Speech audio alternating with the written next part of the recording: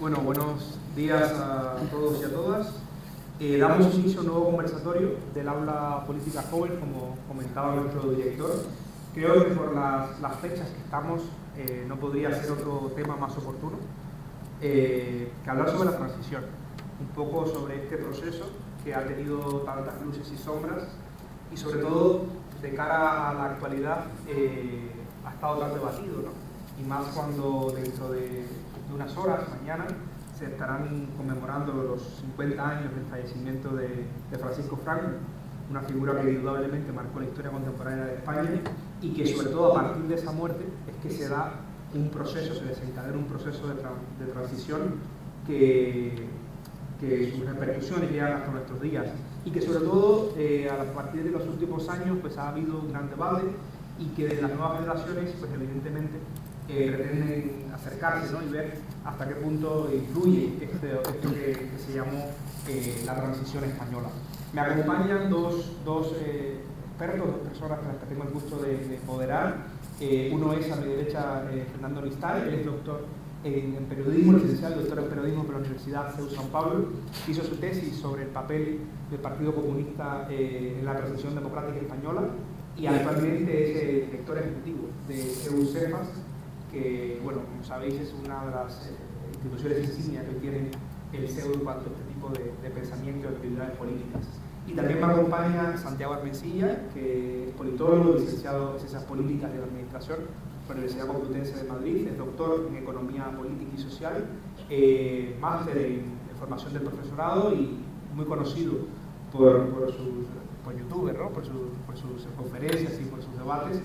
Y con ambos el objetivo de esta actividad es tener pues, una conversación, un debate franco, ameno, a partir de las diferentes interrogantes que nos plantea la transición y sobre todo lo que se inicia a partir del 20 de noviembre de 1975. Como en este caso yo me limitaré a moderar, creo que le daré la palabra, si lo prefieres, a Fernando, para que nos comente un poco qué es la transición y qué pasó después de ese 20 de noviembre de 1975. Bueno, pues muchas gracias, José, muchas gracias, Antonio, Pablo, por la invitación y encantado de estar aquí hoy con Santiago Armencilla. Yo, bueno, primero matizar lo de experto o no experto. Yo hice una tesis doctoral sobre la transición, sobre una etapa muy concreta y sobre un partido muy concreto, aunque obviamente luego afecta un poco a todo, al contexto político, social, cultural, periodístico, etcétera, ¿no? Pero bueno, por un poco decir experto en la transición, bueno, pues simplemente un poquito más estudioso de esta etapa concreta de la historia de España. Yo creo que la transición, es verdad, y no sé lo que les ha llegado a ustedes, pero es como uno de los procesos políticos más estudiados del siglo XX, además no solo en España, sino que se han hecho estudios comparados en otros países, fundamentalmente en Hispanoamérica, y de alguna manera suele considerarse como un caso exitoso de democratización de un país, de un régimen militar autoritario, que aunque también tiene muchas fases y muchos matices, a luego pues un sistema democrático, de democracia liberal como lo conocemos ahora. Mi planteamiento inicial era el siguiente: yo tampoco sé lo que les ha llegado a ustedes, cuál es el conocimiento, cuáles son esas ideas fuerza que tienen sobre el proceso de transición en España. Yo voy a lanzar algunas ideas que creo que luego puedan servir para el debate, ¿no? ¿Qué queda hoy de la transición, de esos 50 años? Y bueno, pues vamos a ver hacia dónde conducimos el debate. En primer lugar, yo creo que la transición se puede considerar en líneas generales como una instauración pacífica de un sistema democrático. Cuando digo pacífica, no significa que no haya habido momentos violentos. De hecho, ETA pegó muy fuerte en los años. ETA saben que mató mucho más después de la muerte de Franco que antes de la muerte de Franco, también por un periodo de tiempo, pero luego no es que lucharan solo contra el régimen, nos decían que luchaban contra el régimen, era algo mucho más. También hubo focos de violencia en la llamada extrema derecha y otros grupos terroristas como el Grapo, el FRAP, etcétera. Pero bueno, Sí que es interesante matizar que no supuso una violencia generalizada o una especie de proceso revolucionario en la que nos matábamos unos a otros. Y luego, si quieren, pues entramos en el detalle de cómo estaba la sociedad española en 1975, cómo evoluciona, cuál era el sentir general, etcétera. Se evita una guerra civil, que es lo que pasó en el 36, y por tanto pues se evita un colapso institucional de España y de sus instituciones. Dos, y aquí suelo ser bastante crítico, se habla del consenso y la concordia, que está muy bien y que obviamente fue un ejemplo para llegar a no reproducir lo que pasó en 1931, 1936 y todo lo que trajo después. Es decir, hubo diferentes sensibilidades políticas en las que más o menos se pusieron de acuerdo en no repetir lo que ocurrió antes del régimen de Franco. La política de pactos está muy bien, lo que yo creo que luego podremos debatir es plantear el consenso como un fin en sí mismo en vez de como un medio. Todo era en pro del consenso, pero ¿el consenso para qué?, me pregunto yo. ¿El consenso solo para no repetir un estallido civil o un consenso en ese sentido, que yo creo que es lo interesante, el por qué? Sino el consenso por el consenso sin más, pues está muy bien, pero bueno, está muy bien, ¿y luego qué? ¿Vale? Yo creo que luego podemos hablar sobre ello. Tercer punto, yo creo que también es muy debatido la aprobación de la Constitución de 1978, y digo porque yo no soy nada experto en derecho constitucional ni nada parecido, pero bueno, pues genera mucho debate permanentemente, sobre todo después del 78, pues que se hace, que no se hace, está bien planteada, están mal planteadas las autonomías, los nacionalismos, incluso la forma de Estado, si monarquía, si república. Claro, es que en función de quién gobierna, pues muchas veces se habla de la Constitución como si fuera cualquier papelito, pero bueno, que eso podemos entrar después a ver qué aspectos, si creen que hay algún aspecto modificable, cambiable o no. En cuarto lugar, vamos a decir, la recuperación de un papel internacional de España homologable a otras democracias occidentales. También esto yo creo que merece algún matiz, porque no desde el año 75, sino desde años antes, desde la visita de Eisenhower y luego pues diferentes hechos históricos hacen que España, sabiendo que es una dictadura que va evolucionando, sí tiene algún papel. Obviamente la transición lo que trae es el acercamiento a Europa y el ingreso en la anterior Comunidad Económica Europea, hoy Unión Europea, y el ingreso en el Consejo de Europa, y bueno, pues esa homologación internacional.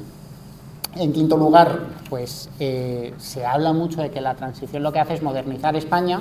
Bueno, yo creo que también no es que desde 1975 España pase de las cavernas a la modernez.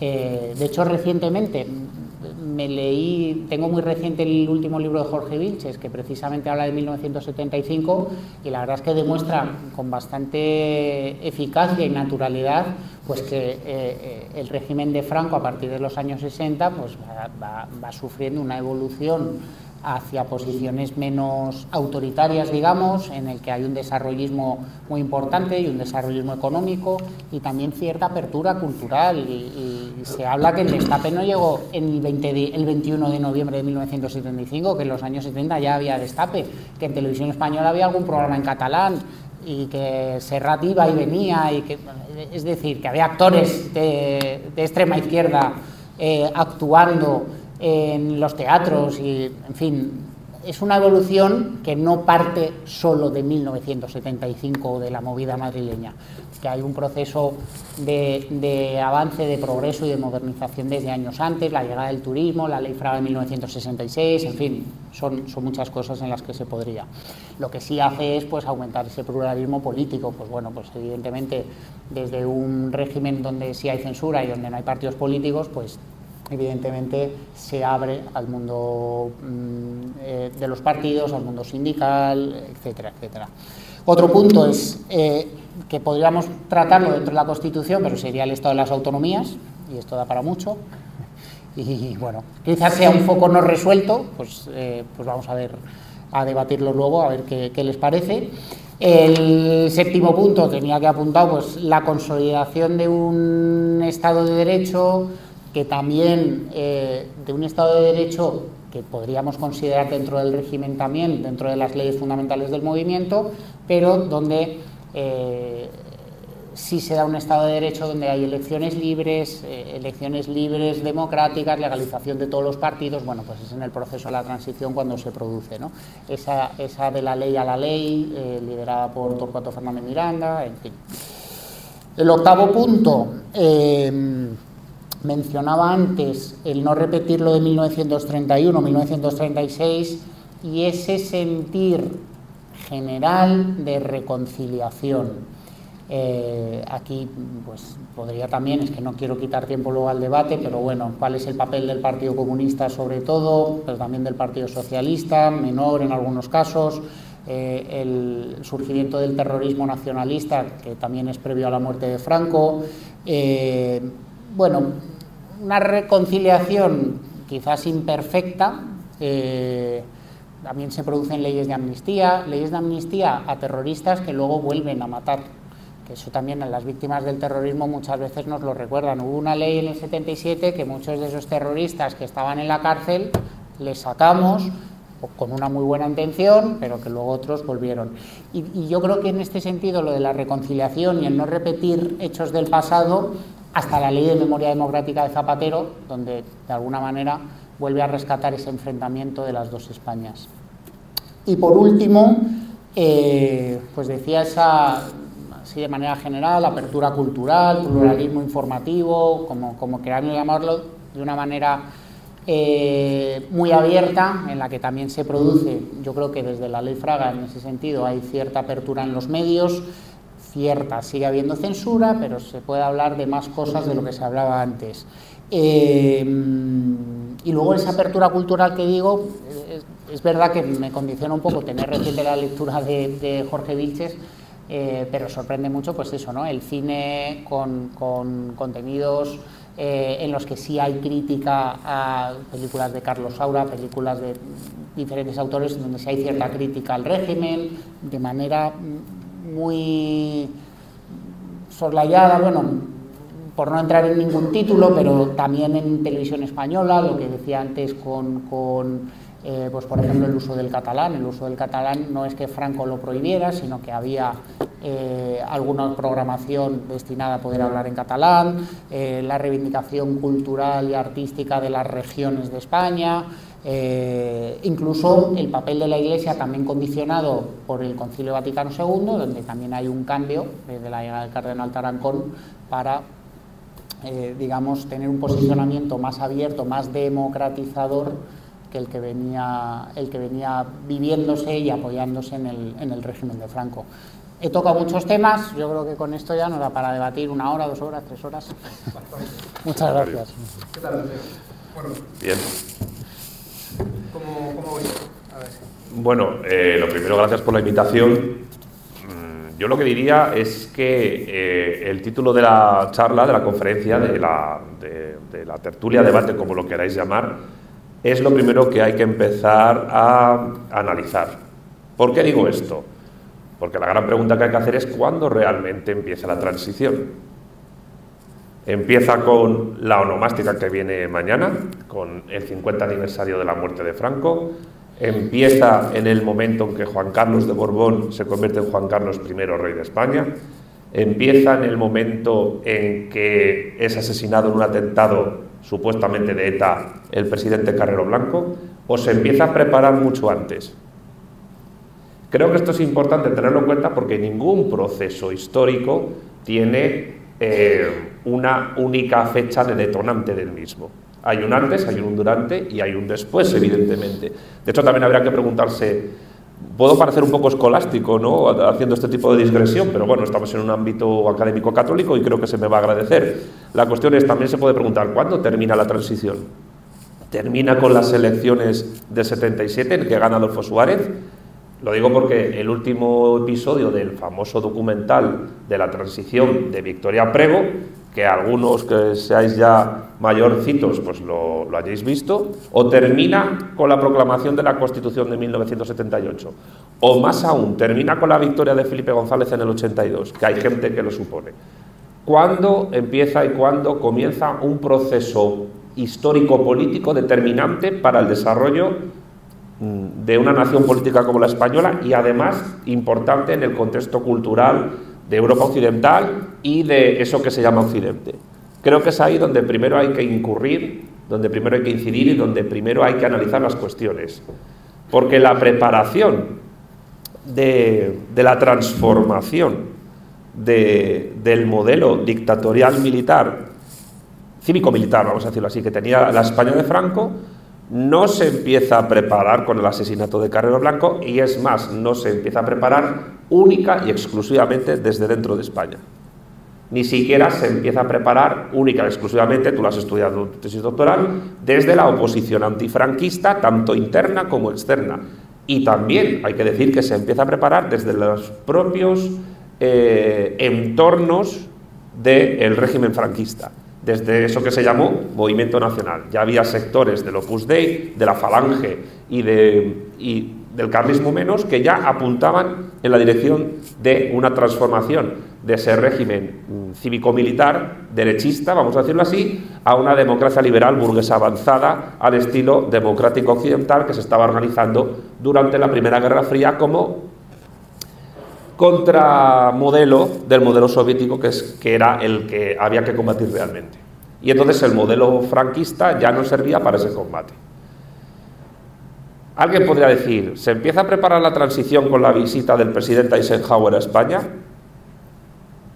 Yo entiendo que como la geopolítica necesariamente determina causalmente las transformaciones internas de cualquier país, contando, por supuesto, con las transformaciones internas de ese país, no se puede entender la transición sin el impulso, iniciativa, dirección, coordinación y conducción de los Estados Unidos de Norteamérica en ello. Es realmente imposible. Al mismo tiempo, no se puede entender la transición española sin el concurso, en el contexto, insisto, de la Primera Guerra Fría, de ciertas naciones de Europa Occidental que están interesadas en tener una presencia importante interna en la influencia de ciertos partidos españoles para ese nuevo régimen que viene. El caso más claro es el del PSOE. No se puede entender el Partido Socialista Obrero Español, no el de Rodolfo Llopis, el histórico, sino el de Felipe González, Alfonso Guerra, etcétera, sin la iniciativa de la socialdemocracia alemana, del SPD, ni de la Fundación Friedrich Ebert, que formó cuadros del PSOE, entre otras cosas porque tanto Alemania, tanto la República Federal Alemana como los Estados Unidos de Norteamérica necesitaban que en España existiese un partido, vamos a llamarlo de izquierdas, que contrarreste la posible influencia geopolítica de la Unión Soviética. De la misma manera, esto que voy a decir quizás sea de las cosas más polémicas que he dicho hoy, pero tampoco se puede entender esa transición sin ETA. Este viernes en mi canal de YouTube, perdón por el Paco Umbral que estoy haciendo, se va a estrenar un vídeo donde, con guión de Alicia Melchor, vamos a hablar del Comando Rothschild. ¿Qué fue el Comando Rothschild? A lo mejor muchos de vosotros no lo sabéis. El Comando Rothschild fue un grupo de militantes del Partido Nacionalista Vasco en el exilio ya en plena Segunda Guerra Mundial, formados militarmente y diría incluso que paramilitarmente por los servicios de inteligencia de Estados Unidos y por el ejército estadounidense para, a final de la Segunda Guerra Mundial, instaurar una república vasca. Con la victoria aliada en la Segunda Guerra Mundial, esos planes se cambian porque Franco pues, va paulatinamente, según va avanzando la Segunda Guerra Mundial, pasando de una neutralidad, luego no beligerancia, luego de nuevo una neutralidad y luego pues unos acercamientos al mundo anglosajón, el Reino Unido y Estados Unidos, que ya les habían amenazado con quitarle las Canarias si no se alejaba de Alemania. Pues Franco se va convirtiendo poco a poco en un aliado sólido hasta que empieza a dejar de serlo de los Estados Unidos. Un aliado sólido pero incómodo, porque la historia del franquismo, de su relación institucional y diplomática con Estados Unidos tiene vaivenes. Famosa es la carta de Franco a Lyndon Johnson recomendándole abandonar Vietnam para no enfrentarse a Ho Chi Minh porque va a salir derrotado y porque Ho Chi Minh es un patriota que Vietnam necesita. Esto el propio Franco lo escribió a Lyndon Johnson, que Lyndon Johnson necesitaba logística militar española para la intervención en Vietnam. La cuestión es que ese comando Rothschild se desconfigura, pero parte de la gente que fue formada por el ejército estadounidense y por la inteligencia estadounidense en ese comando paramilitar nacionalista vasco, luego son los fundadores de ETA. Luego son los fundadores de ETA. Es decir, ETA surge del comando Rothschild y luego por influencia de grupos jesuitas, de seminaristas, de juventudes del PNV, que se van alejando progresivamente de, vamos a decirlo así, de la derechona de sacristía del Partido Nacionalista Vasco y se acercan a un discurso, sí, xenófobo, pero cercano al tercermundismo, anticolonialismo, muy de moda en los años 50 y 60, gracias a Federico Krutwig y otros ideólogos. La historia de ETA es muy interesante también de analizar, lo digo para los que sean politólogos, historiadores y tal. Y llega un momento en que ETA asesina en su mayor logro histórico como organización a Carrero Blanco, pero en unas circunstancias que ese asesinato requiere, y hay indicios, hay pruebas más que indicios, ayuda externa. Ayuda externa de los que formaron en su día el comando Rothschild. ¿Qué quiero decir con esto? Que llegamos a un punto en los años 80, en el año 81, donde la Unión Soviética le ofrece a Adolfo Suárez lo siguiente: vamos a ayudarte a acabar con ETA. Esto está en una noticia del País, está recogida en la página web del País, en su registro digital. Te ayudamos a acabar con ETA si no entras en la OTAN. España entró en la OTAN en el 82 y luego aquel referéndum de entrada no, también no continuamos en la OTAN. Y en aquel momento, pues, hay una frase muy famosa de Adolfo Suárez que decía: yo no sé si detrás de ETA hay rublos o dólares. ¿Qué quiero decir con todo esto? Pues que Unamuno hablaba de la intrahistoria, como esa parte de la historia que muchas veces no se conoce, y los anglosajones tienen una expresión muy interesante y muy divertida para hablar de cualquier fenómeno histórico. Todos los fenómenos históricos tienen tres versiones: la oficial, la oficiosa y la off the record. Y la off the record suele ser la acertada. Entonces, ¿acaba la transición realmente cuando España entró en la OTAN? A mí me parece que analizar un fenómeno histórico, un proceso histórico de restauración de un régimen democrático liberal, y luego entenderéis por qué uso el término restauración, no es inocente, no se puede hacer única y exclusivamente parametrizando acontecimientos que ocurrieron desde, yo qué sé, desde la muerte de Franco o incluso desde el asesinato de Carrero Blanco hasta las elecciones del 77 o la Constitución. Una Constitución, además, curiosamente, inspirada en el modelo constitucional de la República Federal Alemana. ¿Por qué digo esto? Dialéctica de clases, de estados y de imperios. Ya os aviso que ese es siempre el marco histórico, el marco teórico que utilizo para analizar la historia. Estados Unidos y la República Federal Alemana, y en parte Francia también, y el Reino Unido, tutelan desde fuera esa transición. Evidentemente contando con personas que tanto dentro del franquismo como de la oposición trabajan por esa transición.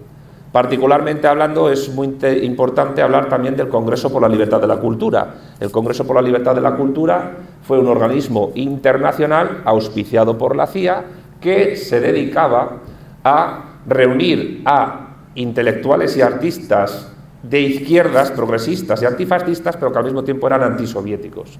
En un momento dado se organizó para unir a través de congresos y publicaciones y exposiciones públicas a pintores, escultores que estaban en contra de eso que se llamó en la URSS el realismo socialista y que apostaban más por las vanguardias artísticas. Y al final, pues, incluso en el contexto de las reuniones en España del Congreso por la Libertad de la Cultura, un exfalangista eximio como Dionisio Ridruejo participó en esas reuniones para dirigir a ese grupo del Congreso por la Libertad de la Cultura hacia un modelo que engarza con lo que has dicho tú, que es la organización territorial de la Constitución española. Un modelo federal de facto, plurinacional étnico, plurilingüístico y tal. Eso también está dirigido desde fuera, contando con gente desde dentro. ¿Cuánta gente en España que ha analizado la transición española sabe estas cosas? Muy poca gente. Para más INRI, voy terminando, 2 frases. No se puede entender la transición sin tutelaje interno, pero también sin tutelaje importantísimo externo. Y en segundo lugar, y esto ya va a dar para el debate, restauración. ¿Qué es realmente, a mi juicio, la transición española? Una segunda restauración análoga a la que ocurrió después de la Primera República y ese proceso del sexenio revolucionario del siglo XIX tan convulso, en el cual es instaurada una monarquía constitucional con turnismo entre liberales, progresistas y conservadores, y que curiosamente, y esto invito a la reflexión de la gente del público y vuestra, todas, salvo el Partido Comunista, que es la gran excepción, pero todas, absolutamente todas, las familias y partidos políticos que surgen en esa primera restauración, que ocurre hacia el último cuarto del siglo XIX y que dura hasta la dictadura de Primo de Rivera, todas vuelven a resurgir como el ave fénix en esta segunda restauración. Y dicho lo cual, empezamos a hablar. Pues agradezco a ambos por esta primera exposición. Si les parece bien, y aquí sí les pido concreción, porque han dado muchas ideas y muchos temas que es muy complejo de sintetizar, yo les haré algunas preguntas y les pediría concreción, no sí o no, pueden explicar un poco, pero sí concreción, un poco con esto. Para un poco entrar en materia y a partir de después dar las preguntas al público, que seguro que habrá muchas y muy interesantes. La primera, el orden si lo podéis variar, queráis. La transición es un caso exitoso. ¿Se puede decir un caso exitoso la transición? ¿Sí o no? Y una rápida explicación. Si quieres, Fernando. Sí. Sí, por lo que decía al principio, por evitar un nuevo conflicto civil, a mí ya me parece un caso de éxito en ese sentido. Es verdad que ahora matizaremos un montón de cosas, pero no es fácil, vamos a decir, transformar un sistema político en otro. Estoy pensando solo en Portugal, la Revolución de los Claveles, que es en el 74, en año y medio hay otros 2 golpes de Estado más en Portugal, hasta que tal, es un país más pequeño y digamos que cercano a España, no solo geográficamente, donde también en España había mucho miedo a que se reprodujera una transición como la de Portugal, con tantos vaivenes, donde además la izquierda tiene un papel quizás más preponderante, incluso muy cercano al éxito, también por apoyo externo, y bueno, se miraba de reojo a Portugal para no reproducir ese conflicto civil. Yo creo que solo por ese motivo ya es un caso de éxito. ¿Qué diría Santiago Armesía sobre esto? Pues mira, ya que has hablado de Portugal, también es importante tenerlo como referencia. La Revolución dos Cravos, la Revolución de los Claveles, fue un modelo y al mismo tiempo un antimodelo a seguir en España, porque se produce un proceso revolucionario, cívico-militar en Portugal, que acaba con la dictadura, vamos a llamarla también derechista, corporativista, más larga, más longeva de Europa, para tratarla de sustituir por un régimen de corte socialista.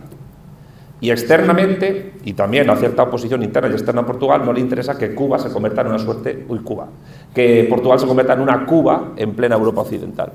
Eso es lo que hay que evitar, y que eso afecte a España. Por tanto, el proceso de transformación de Portugal de dictadura a democracia y el de España son parejos y hay que analizarlo casi conjuntamente, porque se dan en un mismo ámbito geopolítico y geográfico, y lo que hay que evitar es que la península ibérica se convierta en un problema. ¿Y fue un éxito? Pues hombre, pues para los que quisieron hacerla sí, para los que quisieron hacer otra cosa pues fue horrible. Y aparte que sí, se evitó una guerra civil, pero de verdad hay que estudiar la cantidad de matanzas, crímenes, atentados, asesinatos que ocurrió en plena transición, por no hablar de los atentados que ocurrieron después con ETA y otros grupos. ETA mató más gente en democracia que en dictadura y que en la transición. Entonces, ¿se evitó un conflicto civil? Si no llegamos a estar en la OTAN tutelados por Estados Unidos, probablemente hubiera ocurrido algo. Y de hecho, voy a contar una anécdota. ¿Me permites contar una anécdota? Sí, rápida, sí. Muy rápida. Yo he conocido gente muy mayor de izquierdas, del PSOE, que votó en el referéndum de la OTAN que sí a entrar en la OTAN. ¿Por qué? porque no querían que se produjese un nuevo golpe de Estado como el del 23F del 81. Y con eso jugó el PSOE en la campaña electoral del referéndum. ¿Qué quiero decir con esto? Que el miedo al retorno de Franco también ha guiado a mucha gente a comportarse electoralmente en el régimen actual. Gracias. Esto de Portugal creo que es muy oportuno mencionarlo, ¿no? Sobre todo porque, claro, al final Portugal es un poco un espejo, donde España se miró y donde se dice que al principio era un modelo a seguir para la izquierda española, que siempre Portugal fue como el mito, ¿no? Esa revolución romántica, ¿no? De ese régimen cayendo, y que después por los excesos que se provocó durante todo el desarrollo del proceso portugués, pues hizo que al final los portugueses fueron los que miraron a los españoles, un poco por la moderación en los años 76 y 77. Santiago lo ha comentado, pero por dejarlo claro y por debatir esto, me gustaría comentar la horquilla de la transición, el inicio y el fin. Sobre todo porque no es menos cierto que el actual gobierno pues, le ha dado especial énfasis al 20 de noviembre, ¿no? Con estos 50 años de libertad. Los que hemos estudiado un poco la transición sabemos que el 21 de noviembre no hubo libertad. Sí, continuó todo bastante similar. Incluso el 22, cuando se instauró la monarquía parlamentaria, en este caso la monarquía de Juan Carlos I, todavía era una parlamentaria, tampoco se podía decir, porque se mantuvo el presidente del gobierno, pues por Franco. Entonces, fue un proceso mucho más complejo que una simple fecha, un antes y un después del 20 de noviembre. Pero por dejarlo claro, sobre todo el inicio, me interesa también el fin, que lo comentaba Santiago, a Mesilla, pero por dejarlo también ahí bien puntualizado. Para Fernando Mistral, inicio y fin de la transición. Qué difícil. Bueno, es que la exposición inicial que hice al principio, pues en el fondo decía lo mismo que Santiago. Digo, joder, ¿cuándo empieza a modernizarse? ¿Y cuándo empieza a tener eco en el exterior? ¿Y cuándo? Es complicado. Ni siquiera los historiadores se ponen de acuerdo, o sea, quiero decir, y yo no soy historiador, es un debate donde, bueno, es verdad que parece que desde la historia hay que como poner, no fechas concretas, pero sí ciclos históricos. ¿Cuándo cambia el ciclo histórico en España? ¿Cuándo puede haber un sentir general en España de que la dictadura de Franco sin Franco tiene difícil arreglo?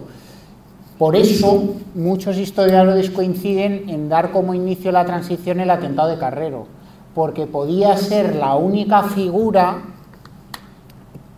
que de alguna manera tuviera un recorrido después de la muerte de Franco. Un recorrido, pero es que esto sería jugar a las adivinanzas. Yo qué sé, si una vez muerto Franco, Carrero hubiera tenido un papel más o menos, no lo sabemos. Pero bueno, por poner un inicio, el atentado de Carrero, bueno, pues desde una perspectiva histórica puede ser, aunque yo insisto mucho en que el desarrollismo de la España de los 60 en sí mismo, culturalmente y socialmente en España, ya hay un inicio de proceso de transición, porque evidentemente pues Franco va siendo cada vez más mayor, porque evidentemente esas familias del régimen pues van teniendo su papel, incluido por cierto el papel de esta casa y el grupo Tácito, que luego muchos de ellos se convierten en ministros de Suárez. Es que el cambio viene de dentro del régimen. Había una pretransición. Claro, hay una pretransición de gente del régimen que empieza a hablar de asociacionismo político.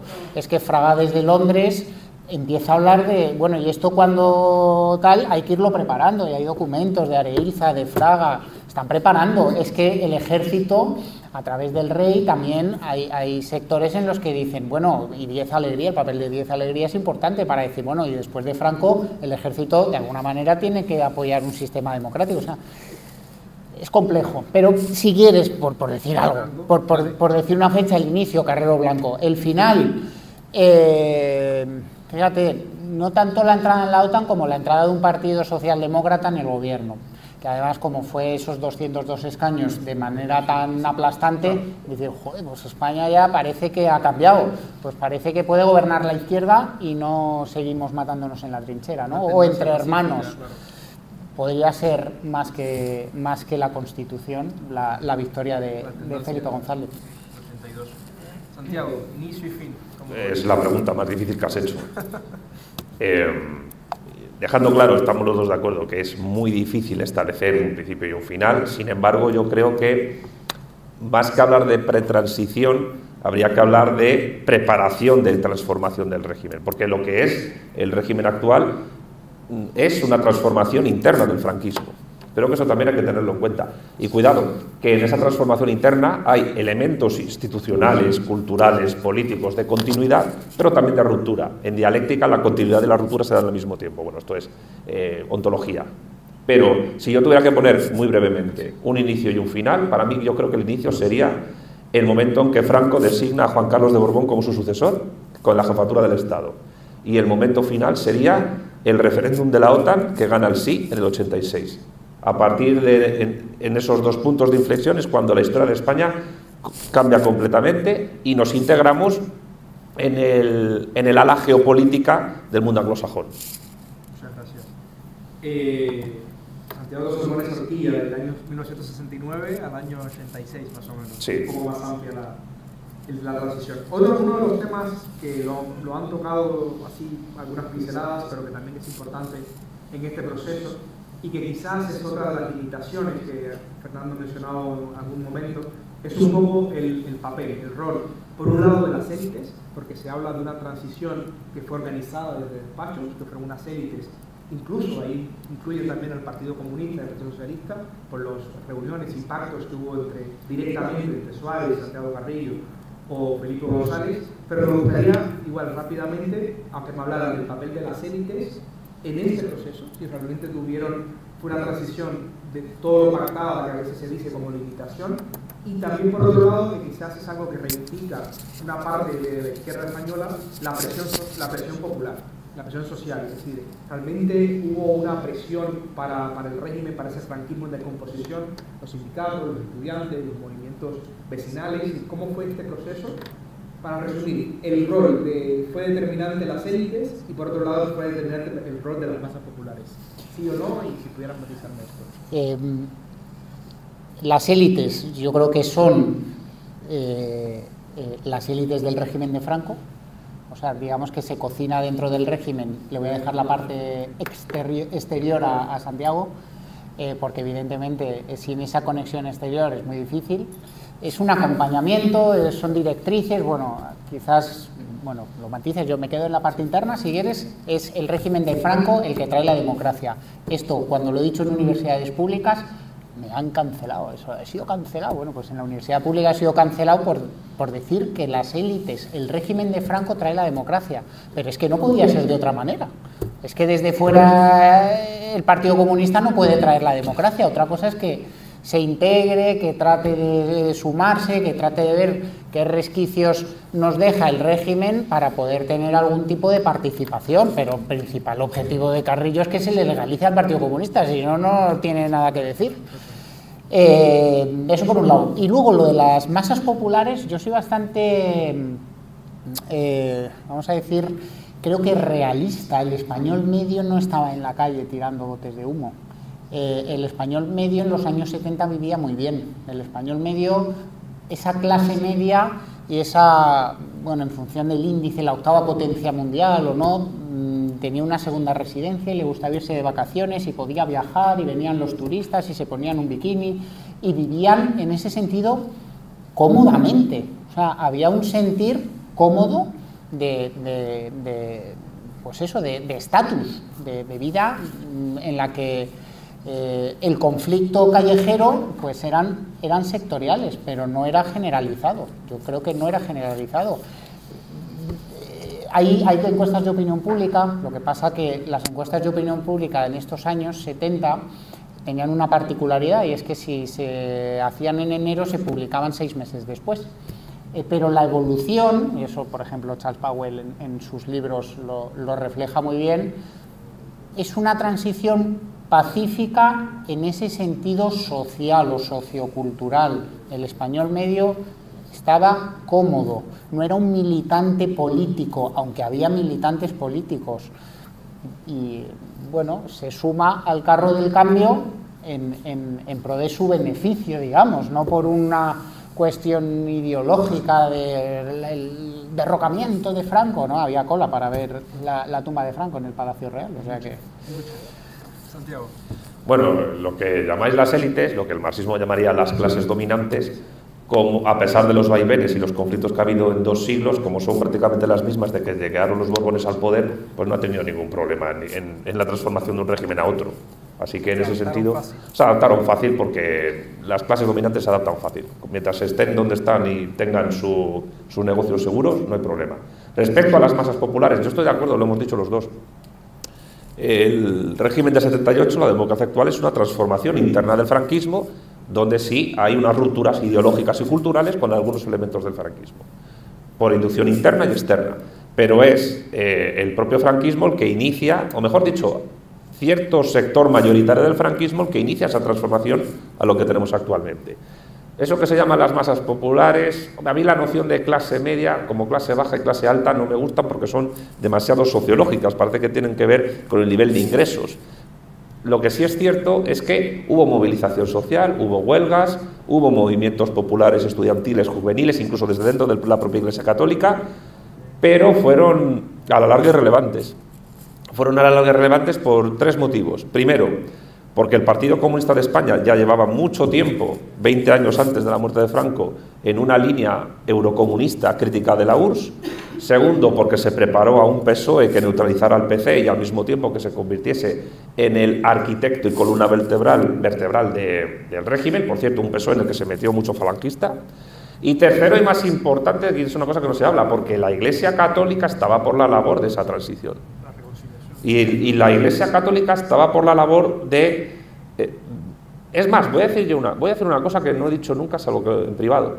Realmente el detonante de la transición española es el Concilio Vaticano II. Porque la nueva forma no es un concilio doctrinal esencialmente, pero las transformaciones y líneas que sigue la Iglesia Católica a partir de él transforman radicalmente la idea y cosmovisión del mundo que tiene el franquismo de sí mismo y con respecto al resto del mundo, faro de Occidente, luz de la cristiandad, etc.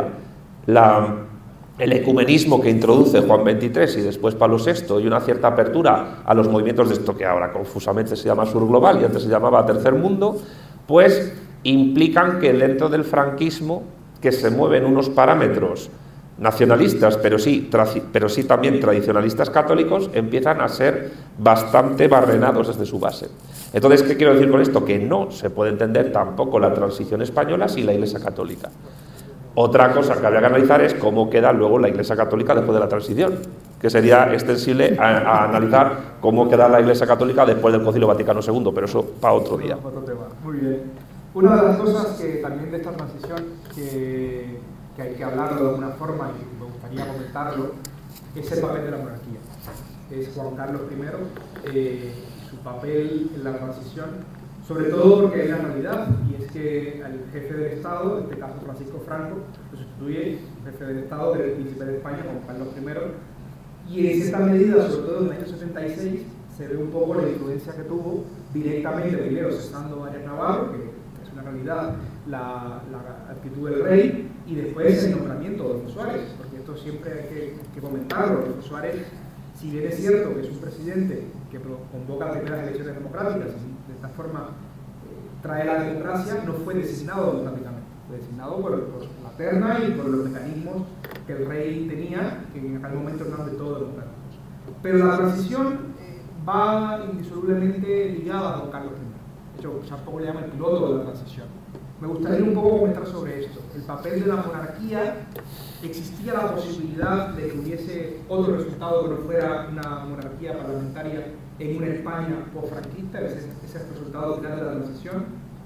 ¿Y cómo valoráis el papel de Juan Carlos y de la institución monárquica dentro de la transición, sobre todo en esos años 76 y 77? Pues fíjate, el PC le llamaba fascista a Juan Carlos, porque como era el designado por Franco, era el Juan Carlos franquista. Y no le falta razón, es decir, lo que hace Juan Carlos es cumplir la ley. Por otro lado, ahora en la monarquía se le achaca y se le ataca mucho con lo de Cataluña, y con lo de tal, y con lo de cual, y no hace, y no dice. Bueno, cumple exactamente la misma ley, bueno, no la misma ley, cumple las leyes igual ahora la monarquía que hacía Juan Carlos, como bien dices, hasta las primeras elecciones. Realmente Juan Carlos quita a Carlos Arias y pone a Adolfo Suárez. Tiene decisiones políticas que tomar y sí las toman, pero porque la ley se lo permite, ¿eh? En esa transformación de la ley a la ley, en los momentos en los que Juan Carlos toma decisiones, son decisiones políticas tomadas por él. ¿Es el piloto del cambio? Hombre,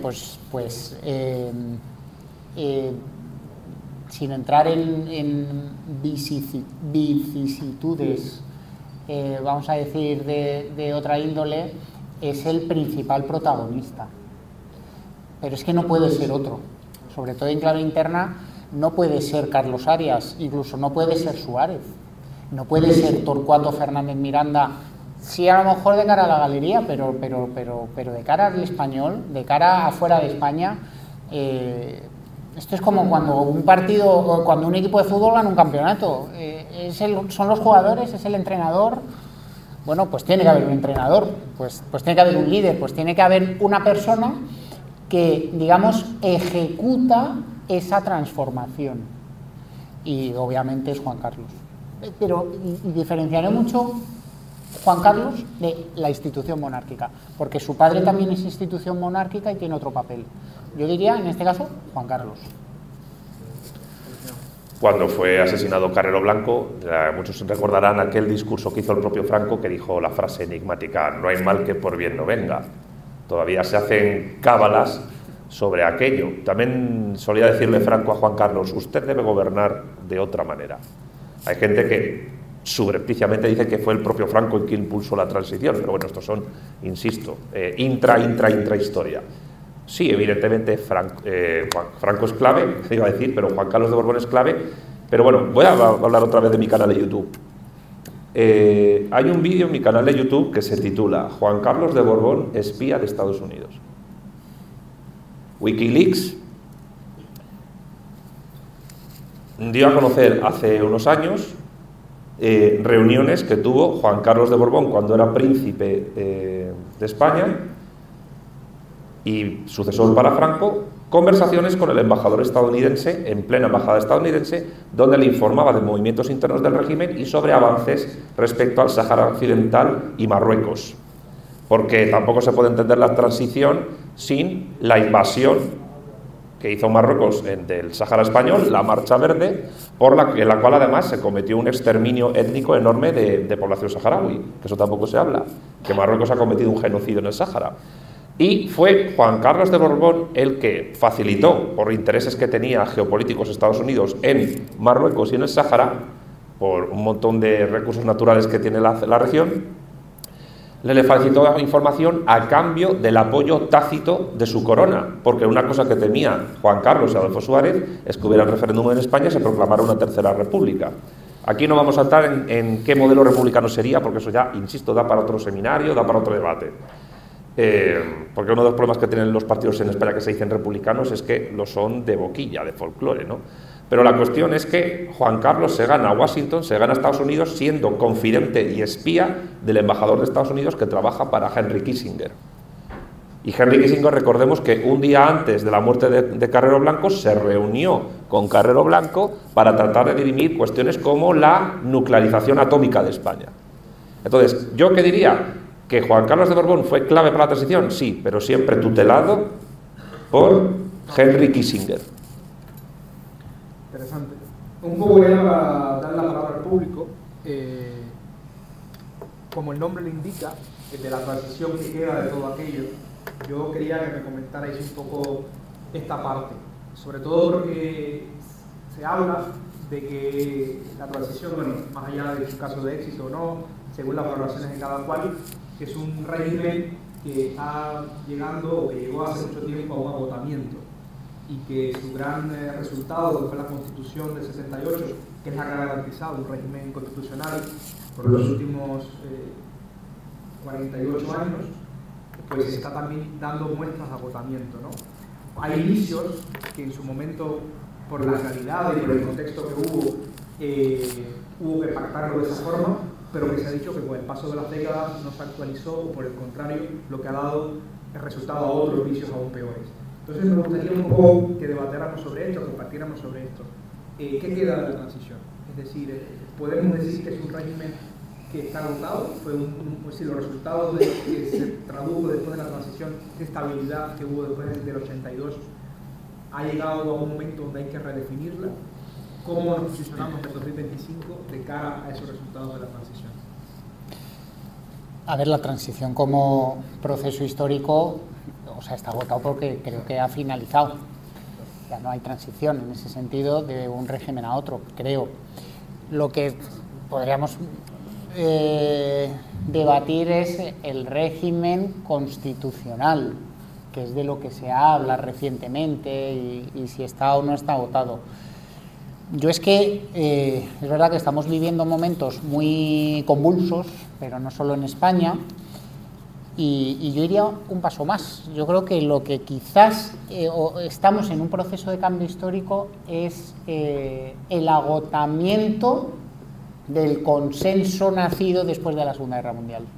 Yo creo que lo que está en proceso de agotamiento es eso, que es lo que trajo pues esa prosperidad y todo lo que entendemos por esa segunda mitad del siglo XX, y de alguna manera yo creo que ese agotamiento histórico o ese cambio de ciclo, de ese consenso de después de la Segunda Guerra Mundial, es lo que bueno, estamos a las puertas de otra cosa, de lo mismo, de recuperar, de no recuperar, de hacia dónde vamos, y yo creo que de alguna manera eso afecta a España. Se ven los cambios políticos, vamos a decir, de nuestro entorno. Yo creo que es bastante más complejo que solo centrarnos en la Constitución del 78, que como marco de referencia para entendernos, pues de momento parece que sigue vigente y que puede seguir vigente, pero como no soy experto en derecho constitucional, pues tampoco me atrevo a decir. Yo lo veo más desde una perspectiva histórica internacional, que estamos ante un agotamiento de un modelo sin saber muy bien hacia dónde vamos. Santiago, ¿cómo lo ves? Bueno, es una parte difícil porque implica analizar el presente y un posible futuro, ¿no? Hablando del consenso, me voy a permitir el atrevimiento de citar en esta Santa Casa a Stalin, que decía que el consenso solo es posible en los cementerios. Dicho lo cual, yo creo que lo que queda es el propio sistema político español, que tiene ya casi, no 50 años, pero casi 50 años, y evidentemente sigue vigente, a pesar de sus inercias internas y también por influencia externa que permite que esto exista. Recordemos que nosotros estamos en la OTAN y que nosotros, independientemente de quién gobierne, tenemos que aplaudir y apoyar a determinados regímenes políticos contra otros regímenes políticos. Hablábamos acertadamente del final del consenso, entre comillas, de la Segunda Guerra Mundial. Bueno, ese consenso nunca existió. Fue simplemente, bueno, fue simplemente una unión frente a terceros. Ese tercero fue derrotado, volvemos a lo de siempre. Pero claro, en el contexto de la guerra de Ucrania, de lo que está pasando en el Sahel, en África, en Nigeria, los conflictos que puede haber en Taiwán, el resurgimiento quizás de Japón como potencia militar, los vaivenes ideológico-políticos que están ocurriendo en Iberoamérica, dan cuenta de una situación geopolítica tremendamente fluida y fluyente que va a afectar a España, ciertamente. Y yo creo que alguna transformación social interna del régimen va a ocurrir, pero a lo mejor sin descoyuntarse el régimen, porque no existe fuerza política que busque y que tenga fuerza para acabar con él. Eso también va a depender de contextos externos. Ahora bien, con lo que voy a decir quizás me equivoque, pero una posible cosa que pueda ocurrir en el medio plazo es que ciertos partidos políticos que fueron fundamentales para la construcción del sistema político español actual, quizás, si no desaparecen, vean su influencia política muy mermada. Y estoy pensando en el PSOE. ¿Por qué digo esto? Porque con Pedro Sánchez a mí me da la sensación de que se están empezando a agotar ciertas fórmulas sociopolíticas y socioculturales que el PSOE había hegemonizado prácticamente desde Felipe González. Con mucho éxito, creo que hay que decirlo, hay que reconocerlo, lo han hecho muy bien. Pero escándalos de corrupción y agotamiento de cierto electorado y un cierto péndulo cultural que está virando a que la gente cada vez más joven sea más conservadora o incluso más allá, pueden estar indicando que el fin de esa forma de ver la socialdemocracia, el socialliberalismo y el progresismo se estén agotando. ¿Qué puede ocurrir? Como se está dando una coyuntura histórica muy particular en la cual Vox se está convirtiendo en una suerte de sucursal española del Partido Republicano. Históricamente el PSOE había sido, desde hace unos años, la sucursal española del Partido Demócrata. Quizás esa sucursal ya sea una sucursal problemática y se esté buscando una nueva sucursal que se convierta en la izquierda o en el ala progresista oficial de los partidos españoles. Me apunto, quizás me equivoque, pero me apunto a lanzar lo siguiente, que es, lo hago como pregunta, para que no... ¿Y si resulta que el Partido Popular a partir de Feijóo se convierte en la nueva izquierda de España? ¿Y si resulta que el Partido Popular se convierte en el nuevo partido, el sucursal del Partido Demócrata en España? ¿Por qué lo digo? Hace mucho tiempo que el PP no va a las convenciones nacionales republicanas. Antes iba a las dos, a la demócrata y a la republicana. Ahora solo va a la demócrata. ¿Qué es y claro, ciertas alocuciones de Feijóo de yo voté a Felipe González, no sé qué, yo creo que pueden ir por esa línea, es decir, que el PP se convierta en un partido que recoja el voto anti-Vox y en un partido no soberanista, no nacionalista, patriótico en el sentido que Vox lo entiende, sino en un partido que defiende un modelo liberal capitalista, pero con unos ciertos toques culturales pro-LGTBIQA+, etcétera, y europeístas, pues el PP puede caber ahí. Y entonces, en el PP nos encontraremos desde socialdemócratas hasta liberales más o menos progres y ya está. Yo creo que ese sí podría ser, termino, el cambio. Puedo equivocarme, repito por tercera y última vez, pero ese quizás pueda ser el cambio más importante que se pueda dar en los próximos años, pero no va a suponer en absoluto el fin del régimen que se instaura con la transición, sino una transformación interna. Gracias, Sergio. Pues ahora sí, yo por mi parte me gustaría dar la palabra al público, porque también es importante que participen. Recordamos que después de esto, en la comida con los ponentes, podemos hablar más informalmente sobre algunas cuestiones que sabemos que han quedado en el tintero, porque se han tocado muchísimos temas, tanto históricos como actuales, pero me gustaría que el público pues, hiciera alguna pregunta que creo que también sea oportuno e importante que nos comente y también así tocar otros temas. Abusando de mi posición, gracias al micrófono, iba justamente, lo había pensado antes de que empezarais a hablar de esto, si existe esa conexión entre constitución, transición y bipartidismo. Si el final del bipartidismo, si veis cercano el final del bipartidismo, y si eso estaría ligado al final de la constitución de lo que se llama el régimen del 78. Y si lo veis como esencial, ese bipartidismo basado en PSOE-PP, o lo digo porque últimamente, efectivamente, hay muchas voces, sobre todo entre la gente joven, que están cansadas de los casos de corrupción que van viendo en uno y otro lado, pues como justificación de ese final del bipartidismo, buscar alternativas, ligarlo al final del régimen del 78. Bueno, hilado mucho a lo que decía Santiago. Ese agotamiento ya se ha reflejado en Grecia, ya se ha reflejado en Francia, ya se ha reflejado en Italia, ya se ha reflejado en Holanda. Parece que Alemania resiste un poquito en esa política más de dos grandes partidos que se ponen de acuerdo en algo, pero en España ahora mismo, claro, predecir es complicado, pero todo apunta a que el Partido Socialista, después de Pedro Sánchez, es un erial. No hay... muchas veces desde la derecha o el centro derecha dicen, ay, tal, no, pero queda por ahí Paje, el otro. Ya, pues si es que la militancia está ya no está en esa socialdemocracia. Ya cuando, digamos, las políticas de Pedro Sánchez han virado hacia una izquierda bastante más radical. Y el caso del Partido Popular es lo que también ha ocurrido en otros países, y estoy pensando, el caso de Francia es como muy evidente, donde los republicanos o republicanos también está quedando en un partido minoritario sin influencia. Por eso explica estos procesos el ámbito más internacional, que haga que el Frente Nacional esté ahí, que AfD esté ahí, que Meloni esté gobernando, que ese tipo, en Austria, bueno, por no decir todos los países, que parece que en España llega como un poquito más tarde, pero esa lógica acabará ocurriendo también en España y hace inevitable el fin del bipartidismo. pero por la erosión de los dos grandes partidos.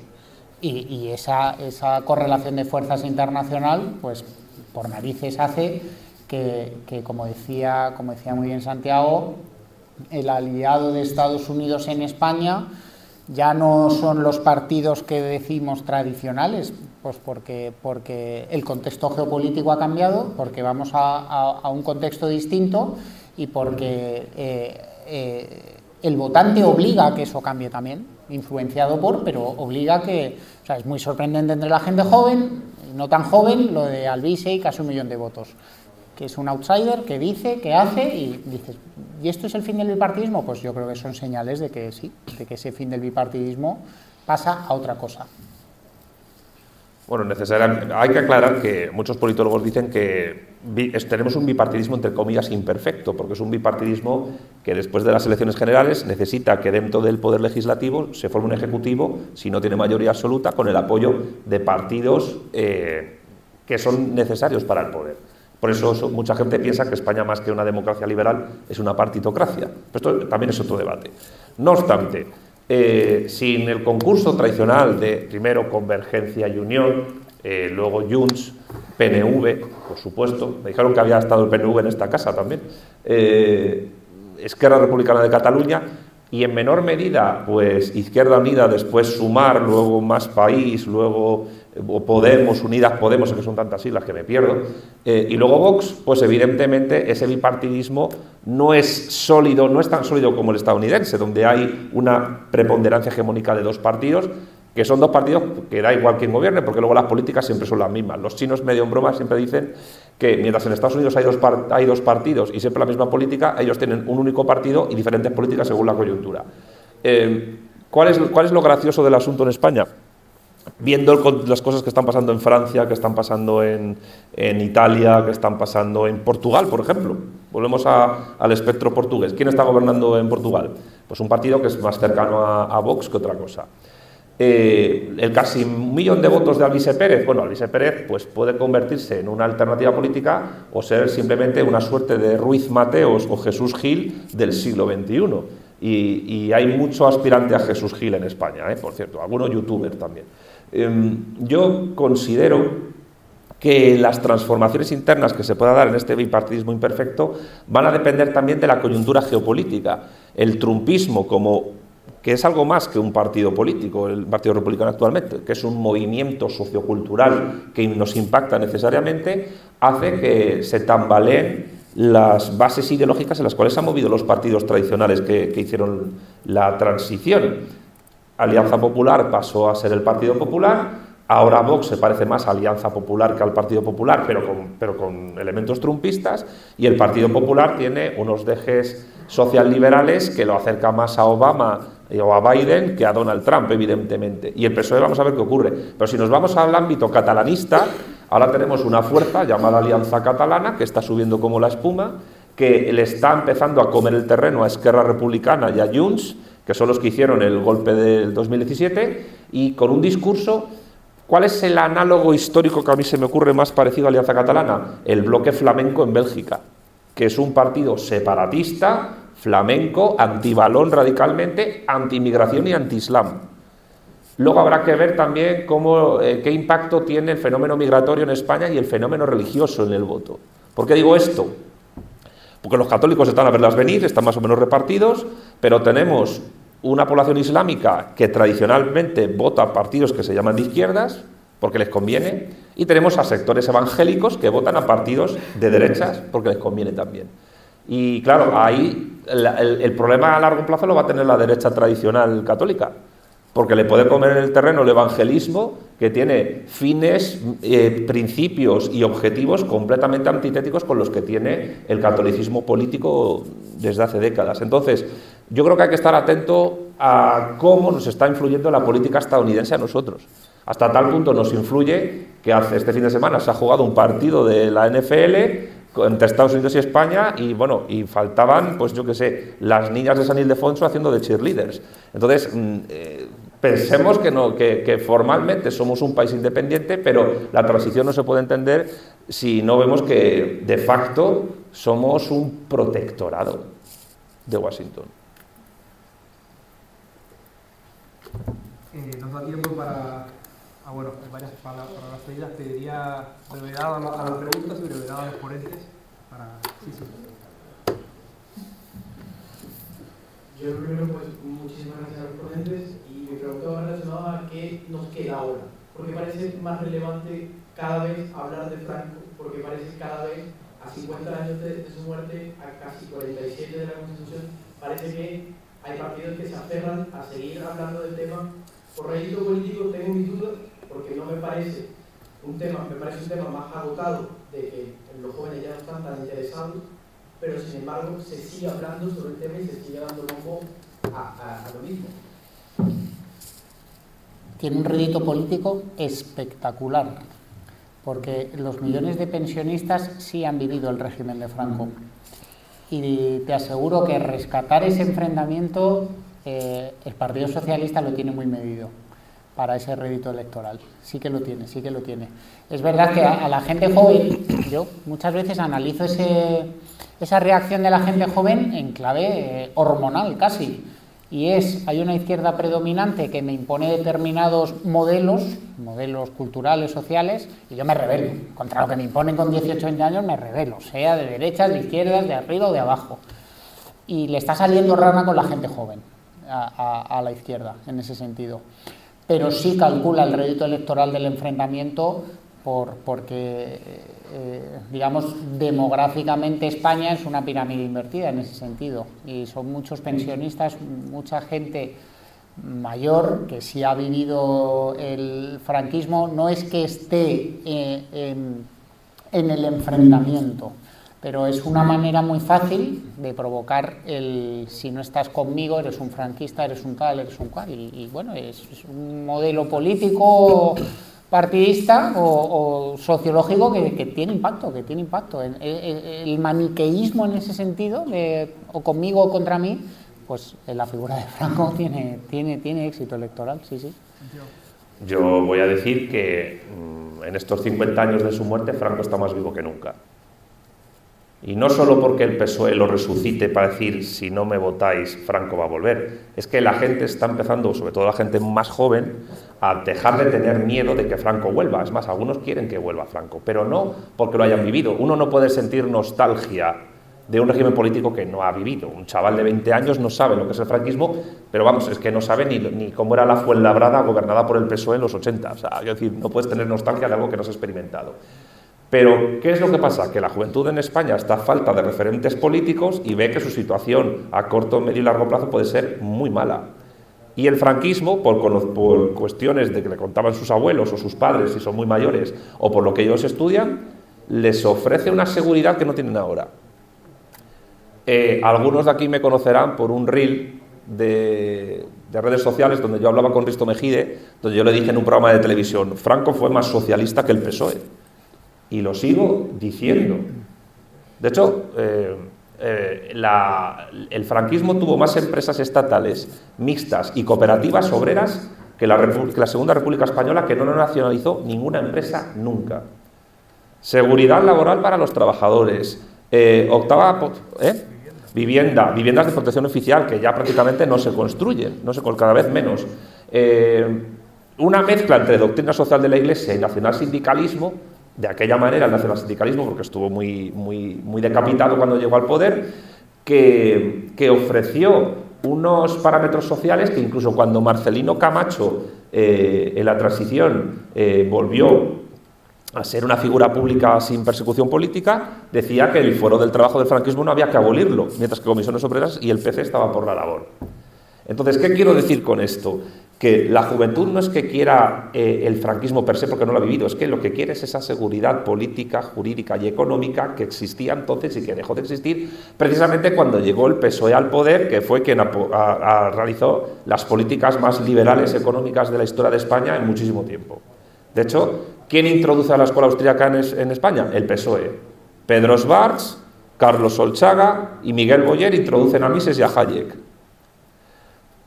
Démonos cuenta de esto porque muchas veces la imagen que tenemos de un momento histórico, incluso de la forma en que en la actualidad se ve ese momento histórico, no se corresponde realmente con lo que nos han enseñado, no ya solo en la escuela, en bachillerato, sino incluso en la universidad. Los que hayáis estudiado historia en la carrera, seguramente tendréis que revisar muchas cosas que os han enseñado, empezando incluso por el método historiográfico. Entonces, Franco va a estar muy vivo y de hecho yo diría que lo único que puede derrotar al PSOE es precisamente entender lo que fue el franquismo, y es que fue un régimen mucho más socialista y obrero que un partido que se llama a sí mismo socialista, obrero y español. Lo digo abiertamente, ¿eh? Nos da tiempo para 2 preguntas muy rápidas y después le daré la palabra al director del Instituto de la Democracia. Nada, muy sencillo. Yo quería preguntar cuál es el papel de la palabra en la transición. Es decir, habiendo hoy en día tantos palabras, pues yo que sé, anarcosindicalismo, socialdemocracia, etcétera, ¿no? Pues a la hora de lo que es la retórica de ciertos personajes que ibais mencionando que son clave, ¿cómo veis que es importante ese empleo de las palabras? El nivel de la clase política en los años 70 y 80 era infinitamente superior a casi cualquiera de los actuales. Desde Santiago Carrillo a Manuel Fraga, a Blas Piñar, a lo que, vamos, a casi cualquiera. La palabra siempre tiene importancia en cualquier época histórica, en cualquier ciclo, en cualquier momento y en cualquier circunstancia. De hecho, ahora, aunque esa clase política, vayamos a decir, esté menos preparada, las palabras son clave ahora mismo. Hablábamos del franquismo, pero hablamos del feminismo, del ecologismo y de tantas cosas en las que etiquetamos de manera muy fácil. Yo, fíjate, en el uso de la palabra en el ámbito periodístico, en el ámbito mediático, tuvo mucha importancia para lo bueno y para lo malo. Para lo bueno, la palabra consenso y concordia también se hablaba mucho, ¿no? La política de los pactos para que no volver a repetir una guerra civil. Y, por ejemplo, respecto al terrorismo, y voy a decir en tono mea culpa indirecto del mundo del periodismo, porque fue bastante timorato a la hora de calificar y catalogar el terrorismo de ETA. Eso provocó, y lo reconocen propios periodistas que han trabajado en los 80 y en los 90, el no llamar a las cosas por su nombre, y no solo eso, sino hacer uso del lenguaje que utilizan los terroristas para hablar de comandos y de brigadas y de zulos y de tal. Creo que hizo que el español, la sociedad española, despertara más tarde. Es decir, el tratamiento informativo del terrorismo, es decir, el uso de la palabra, y el miedo es libre, evidentemente. Quiero decir que ponerse en la piel de un periodista sabiendo que luego te pueden matar por denunciar determinadas cosas, vaya por delante mi respeto. Pero muchas veces ese tratamiento informativo del terrorismo hizo que el pueblo español despertara más tarde en esas grandes manifestaciones de conciencia social de Miguel Ángel Blanco, Tomás y Valiente, etc. Y ese fue el mal uso de la palabra muchas veces. Gracias, Fernando. Santiago. A ver, la oratoria es importante, pero tampoco es lo decisivo. Blas Piñar fue un gran orador y fue un fracasado en política. O sea, y voy a poner otro ejemplo. Nadie, creo que en esta sala, ni afines ni críticos, considerarán que José María Aznar es un magnífico orador. Y sin embargo consiguió una mayoría absoluta en el año 2000. Ahora mismo yo considero que un buen orador político es Donald Trump, pero claro, solo con hablar bien no consigues, digamos, encauzar lo que pueda pasar a nivel político, tanto dentro de tu movimiento como fuera. La oratoria es importante, pero lo más importante es el poder, la fuerza. Sin poder y sin fuerza no haces nada. Salvo el poder, como decía Lenin, todo es ilusión. Y un gran orador, pues si habla muy bien... Además, no es lo mismo un buen orador político que un buen orador académico o que un buen orador periodístico. Tú lo sabes bien, son ámbitos de comunicación pública muy diferentes entre sí y no siguen los mismos códigos ni las mismas claves de comunicación y oratoria. En lo que respecta a la comunicación política, pues, a ver, yo entiendo que es verdad que había mejores oradores políticos entonces, en los años 70, pero también es verdad que la inmensa mayoría de españoles de entonces tenían una formación y una capacidad de expresión oral muy superior a la que tenemos ahora. Y esto también es producto del franquismo, o sea, quiero decir, y de antes. Incluso en la Segunda República había muchos buenos oradores. En los años 70, incluso en los años 80, gente del común, gente sin estudios superiores, era capaz de hilar un discurso y era capaz de analizar temas de una manera mucho más sólida que gente que tiene másteres y doctorados en la actualidad. Y esto creo que también requiere un poco ver, oye, ¿en qué punto está el mundo universitario? ¿En qué punto está el mundo académico? ¿En qué punto está el mundo de la educación? Porque estamos más cerca de la película Idiocracia. La habréis visto, ¿no? Si no, os la recomiendo vivamente. Es un señor con un cociente intelectual de 100, medio, que se mete en una cápsula del tiempo, amanece en el futuro y todo el mundo es subnormal. Y él es el más inteligente y brillante. La película más vista en el futuro es una que se llama Culo, y el presidente de Estados Unidos pues es un tipo musculoso con una peluca que dispara en el Congreso y tal. Entonces, estamos cerca de eso, estamos en una situación donde la democracia nos está convirtiendo a todos en gente bastante más tonta y con incapacidad de hilar una frase entera con algún tipo de sentido. Si es que estamos viviendo una situación en la que la gente es incapaz de entender una contradicción en un discurso. Entonces, la oratoria no tiene ningún tipo de influencia, antes por el tema de la fuerza y ahora también por el tema de la fuerza, pero también por el tema de que la gente no entiende lo que escucha. La gente se cree que tener carisma es hacer gracia, es hablar como un payasete o tener algún tipo de gracejo. Eso no es carisma. Carisma es entrar a una habitación y que no digas una palabra y que todo el mundo se te quede mirando. Eso es carisma. Entonces, la oratoria, papel residual. Muchas gracias. Por el tema del tiempo, y como sé que han quedado preguntas todavía por hacer, he visto varias manos, los invito ahora a pasar a la próxima actividad, por eso les pido disculpas si no les pido la palabra, pero llevamos ya demasiado pasados del tiempo. Le quiero dar la palabra, por último, al director del Estudio de la Democracia, el doctor Pablo González Puebla, que me ha comentado que quería tener unas últimas consideraciones, y a partir de aquí cerramos formalmente el coloquio y pasaremos entonces ya a la parte más informal. Bueno, gracias, José. Bueno, en primer lugar, darles las gracias a los tres, habéis estado muy bien, a mí me ha gustado mucho. Y yo quería hablar, nada más que 2 minutos, no en calidad de historiador, de historia, sino porque yo era como vosotros, tenía 20 años cuando murió Franco. Entonces he vivido todo el franquismo, vamos, no todo el franquismo, hacia el año 55, o sea que tengo 70 años, y con esta perspectiva sí que puedo hablar más de la experiencia que de lo que he leído en los libros. Desde luego, decir que el franquismo trajo la democracia no estoy de acuerdo. Es decir, algunos reformistas franquistas sí que intervinieron, y efectivamente la transición empezó mucho antes de la muerte de Franco, gracias a alguna clase política franquista que tenía enfrente a un búnker político que se oponía, por supuesto, a la transición. Pero Franco era un dictador, era una dictadura, y nosotros no podíamos votar como vosotros. Estábamos locos por votar, porque salíamos a Europa y veíamos con envidia cómo en Francia, en Inglaterra, se votaba, decidían, y aquí no. Aquí a los alcaldes los elegían los gobernadores civiles, y aquí no había democracia. Habría muchos logros sociales, pero no había democracia. No había quizá tanta represión como se dice, pero no había democracia. Eso yo creo que debe de quedar bien claro. Fueron alguna clase política del franquismo y una oposición moderada que también trabajó, luchó y lo pasó muy mal. Y yo en la universidad, pues lógicamente veíamos a gente, sobre todo la oposición era el Partido Comunista, el Partido Socialista no se le veía.